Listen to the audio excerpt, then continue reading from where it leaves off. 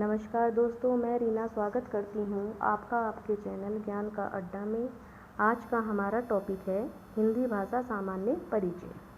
हिंदी भाषा सामान्य परिचय के अंतर्गत हम भाषा के बारे में पढ़ेंगे।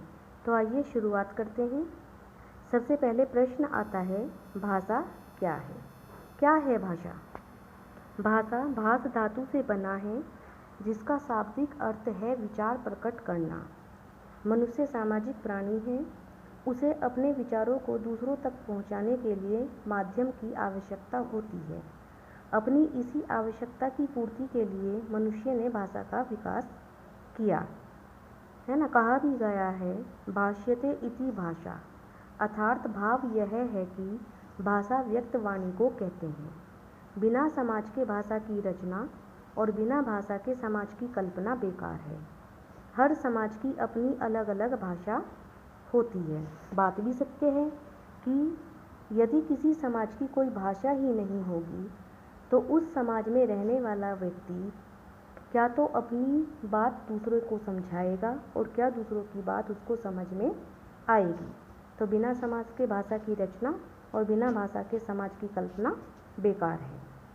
तो साधारण शब्दों में हम कह सकते हैं कि भाषा वह सशक्त साधन है जिसके द्वारा मनुष्य अपने विचारों अथवा भावों को व्यक्त करता है। चलिए आगे बढ़ते हैं। भाषा को निम्नलिखित रूपों में प्रकट किया जा सकता है। यहाँ पर 2 कॉलम बनाए गए हैं, का और खा। का में देखिए, पहला व्यक्ति वक्ता है, यानी जो बात कर रहा है। दूसरा व्यक्ति श्रोता, जो पहले व्यक्ति की बातों को सुन रहा है। व्यक्ति की उत्तेजना, अर्थात वो अपनी जो बात को प्रकट कर रहा है। व्यक्ति की प्रतिक्रिया, अर्थात जो दूसरा व्यक्ति है वो पहले व्यक्ति की बात को सुन करके क्या प्रतिक्रिया दे रहा है। का के हृदयस्थ भावों से निर्मित, यानी जो बात है, जो विचार हैं, वो जो पहला व्यक्ति है उसके हृदय से या उसके मन से निकल रहे हैं। खा के द्वारा निर्मित प्रत्यय, यानी पहले व्यक्ति के विचारों को सुन करके जो दूसरा व्यक्ति है वो क्या धारणा बना रहा है। शब्दबिंब, ध्वनिबिंब। शब्दबिंब अर्थात जो पहला व्यक्ति है जो अपने विचारों को प्रकट कर रहा है वो शब्दों के माध्यम से उनको प्रकट कर रहा है, और दूसरा व्यक्ति ध्वनि के माध्यम से उसको ग्रहण कर रहा है। अब देखिए आगे, मुख से निःसृत ध्वनियाँ। ध्वनियाँ कहाँ से निकल रही है, यानी आवाज़ कहाँ से निकल रही है? मुख से, और वो कानों के द्वारा दूसरे व्यक्ति के द्वारा ग्रहण की जा रही है। चलिए आगे बढ़ते हैं। भाषा की विशेषता। भाषा की विशेषता यहाँ केवल हिंदी भाषा से ही तात्पर्य नहीं, बल्कि जितनी भी भाषाएं होती हैं सबकी अपनी विशेषता होती है। नंबर 1, अर्जित संपत्ति। भाषा क्या है? अर्जित संपत्ति है। अर्जित संपत्ति क्यों है? क्योंकि व्यक्ति इसको समाज में रहकर सीखता है। अब ये तो माना जा सकता है कि व्यक्ति में बोलने की क्षमता जन्मजात होती है। बोलने की क्षमता तो होती है जन्मजात, लेकिन जो भाषा क्या है? अर्जित संपत्ति है। क्यों है? क्योंकि व्यक्ति जब समाज में रहता है, अपने परिवार में रहता है, वो परिवार में रह के सर्वप्रथम अपनी मातृभाषा को बोलता है, और जैसे जैसे वो अपने आसपास के वातावरण के संपर्क में आने लगता है तो वो नई नई शब्दों को ग्रहण करता है ना। नई नई बातों को सीखता है, नए नए शब्दों को ग्रहण करके उनको विकसित करता रहता है। तो इसलिए हम कह सकते हैं कि भाषा क्या है? अर्जित संपत्ति है। नंबर 2, सामाजिक प्रक्रिया। ये सारे तथ्य आपस में एक दूसरे से जुड़े हुए हैं। भाषा क्या है? सामाजिक प्रक्रिया है। इसका विकास धीरे धीरे होता है। सामाजिक प्रक्रिया क्यों कहा गया है इसको? क्योंकि मनुष्य एक सामाजिक प्राणी है। समाज क्या है? संबंधों का जाल है ना। तो इसलिए ये क्या है? एक सामाजिक प्रक्रिया है। समाज में रहकर ही इसका धीरे धीरे विकास होता रहता है। नंबर 3, अंतिम स्वरूप नहीं। भाषा का स्वरूप अंतिम नहीं होता है ना। अगर भाषा का स्वरूप अंतिम होता तो जो भाषा प्राचीन काल में बोली जा रही थी वही भाषा अब तक रहती। तो इसका स्वरूप क्या होता रहता है? बदलता रहता है। ठीक है ना। भाषा क्या है? परिवर्तनशील। ठीक है। परिवर्तनशील क्यों है? क्योंकि जैसे जैसे समाज में रहने वाले जो व्यक्ति होते हैं या जो सामाजिक वातावरण होता है उसमें परिवर्तन आता रहता है, तो वहाँ के लोगों की भाषा में भी परिवर्तन आ जाता है। जैसे प्राचीन काल में जो भाषा थी संस्कृत थी, ठीक है ना, लोक व्यवहार की भाषा भी संस्कृत थी। और उस संस्कृत के दो रूप थे, नंबर 1 वैदिक संस्कृत और नंबर 2 लौकिक संस्कृत।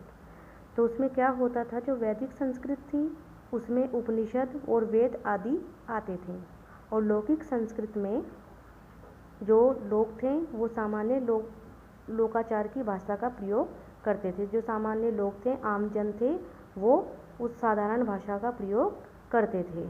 तो जैसे जैसे समाज में परिवर्तन होने शुरू हुए, वैसे वैसे भाषा में भी परिवर्तन होते चले गए। तो इसलिए हम कह सकते हैं कि भाषा क्या है, परिवर्तनशील है। चलिए आगे बढ़ते हैं। प्रत्येक भाषा का निश्चित व्याकरण, आपकी चाहे वो अंग्रेजी हो, चाहे आपकी हिंदी हो, संस्कृत हो, पंजाबी हो या अन्य कोई भी भाषा हो, उसका एक निश्चित व्याकरण होता है जिससे हमें भाषा को समझने में सहायता मिलती है। चलिए आगे देखिए। प्रत्येक भाषा की अपनी लिपि, ठीक है ना, बिना लिपि के भाषा की कल्पना बेकार है। तो प्रत्येक भाषा की अपनी लिपि होती है। जैसे हिंदी की लिपि हो गई देवनागरी, अंग्रेजी की रोमन लिपि, है ना, पंजाबी की गुरुमुखी लिपि।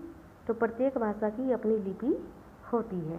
लिपि यानी इनके जो ध्वनि चिन्ह होते हैं जो भाषा को प्रकट करते हैं। चलिए आगे बढ़ते हैं। भाषा का स्वरूप कठिन से सरल की ओर।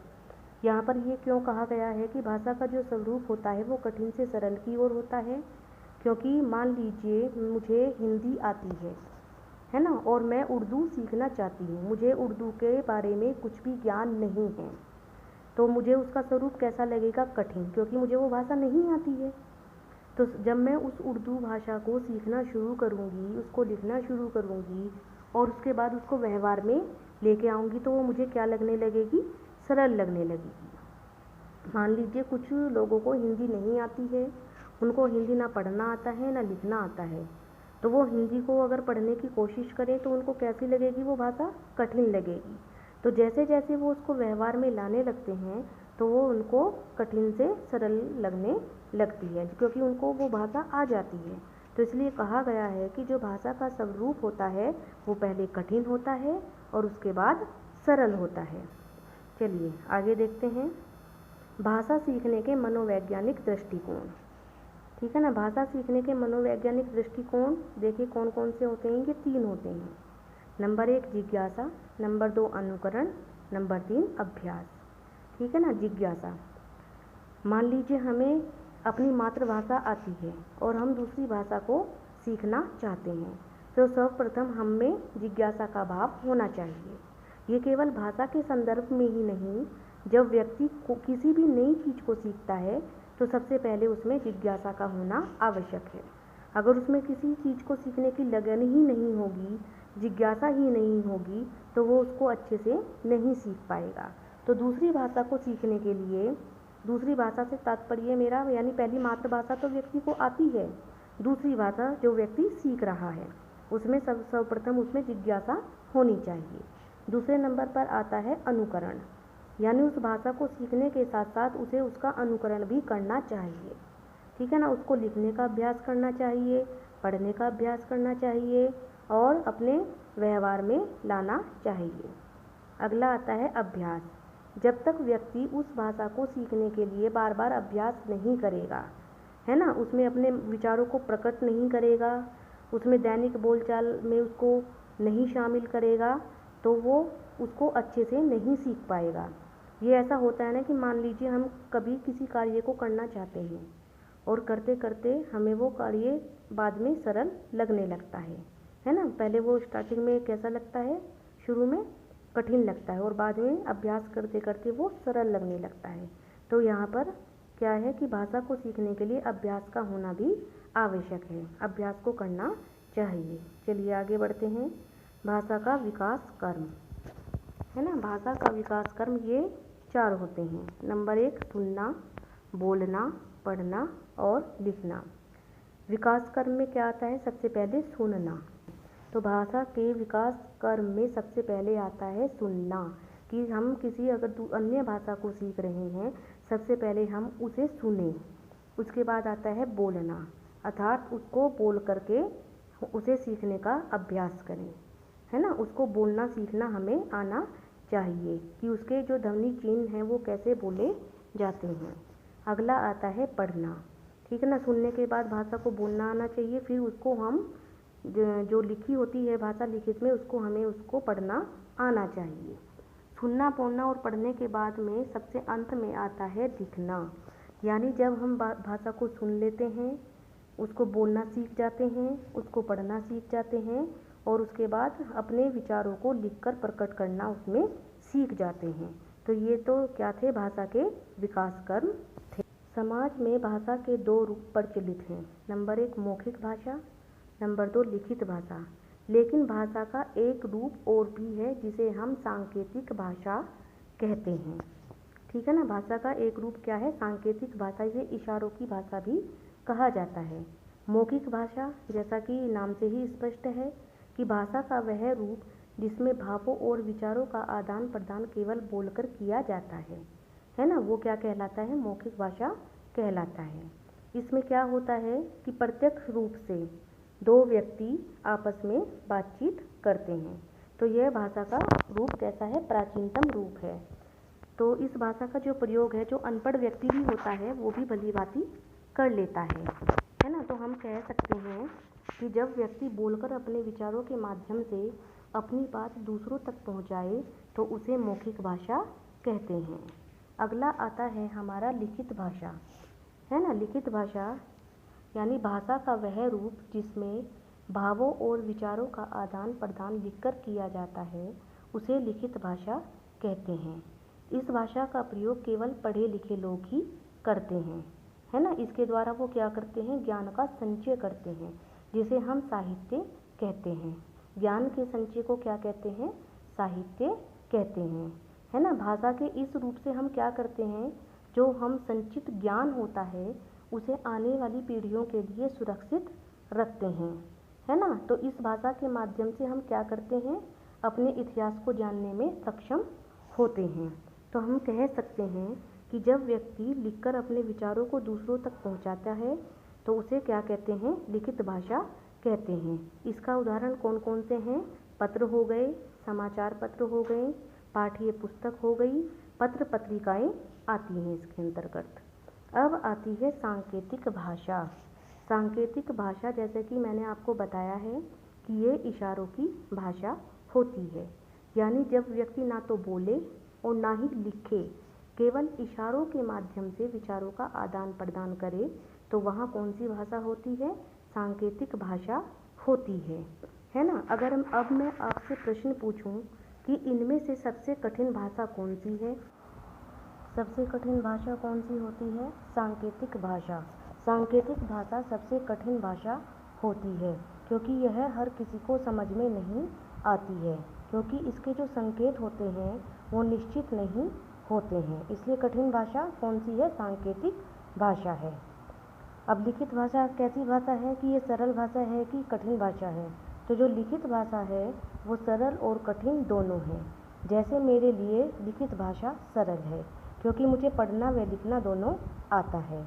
कठिन इसलिए है क्योंकि जिन्हें पढ़ना और लिखना नहीं आता उनके लिए कठिन है। जिस भाषा का हमसे कोई संपर्क ना हो तो हमारे लिए तो कठिन ही हुई। मानो मुझे हिंदी आती है, उर्दू नहीं आती, तो मैं उर्दू की किताब नहीं पढ़ सकती क्योंकि मुझे इसका ज्ञान नहीं है। तो ये तो थे सरल भाषा कौन सी होती है और कठिन भाषा कौन सी होती है। तो फ्रेंड्स, आज के लिए इतना ही। मिलते हैं अगली वीडियो में हिंदी भाषा सामान्य परिचय भाग 2 के साथ। और अगर आपने अभी तक हमारे चैनल को सब्सक्राइब नहीं किया है तो प्लीज़ चैनल को सब्सक्राइब कर दीजिए, वीडियो को लाइक व शेयर कर दीजिए। तो मिलते हैं अगली वीडियो के साथ। नमस्कार।